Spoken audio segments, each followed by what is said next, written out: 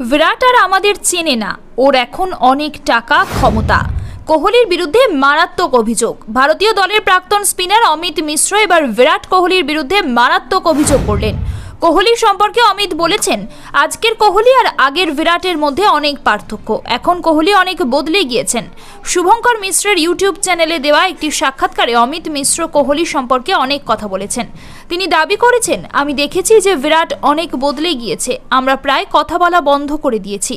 ও এখন খ্যাতি এবং ক্ষমতার শীর্ষে। ও এখন অনেক টাকার মালিক। এমনটা হলে কিছু লোক মনে করে অন্য লোকজন তার কাছে কোনো উদ্দেশ্য নিয়ে আসে।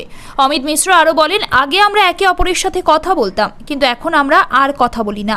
আপনি যদি রোহিতের কাছে যান তবে দেখবেন ও একইভাবে কথা বলছে, যেভাবে ও আগেও বলতো।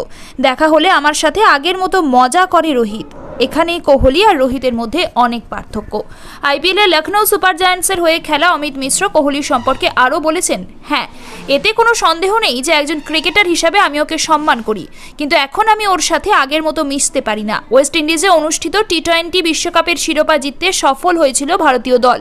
ফাইনালে দক্ষিণ আফ্রিকাকে 7 রানে হারিয়ে শিরোপা দখল করে ভারত। ভারতের হয়ে ফাইনালে কোহলি খেলেছিলেন 76 রানের ইনিংস। দুর্দান্ত ব্যাটিংয়ের জন্য বিরাটকে প্লেয়ার অফ দ্য ম্যাচের খেতাব দেওয়া হয়েছিল। একই সঙ্গে রোহিতের অধিনায়কত্ব প্রশংসিত হয়। ভারতের দ্বিতীয় অধিনায়ক হিসেবে টি-20 বিশ্বকাপের শিরোপা জিতেছেন রোহিত। এর আগে ধোনি 2007 সালে ভারতকে টি-20 বিশ্বকাপের শিরোপা জিতিয়েছিলেন। 17 বছর পর রোহিতের নেতৃত্বে আবার ভারত টি-20 বিশ্বকাপ শিরোপা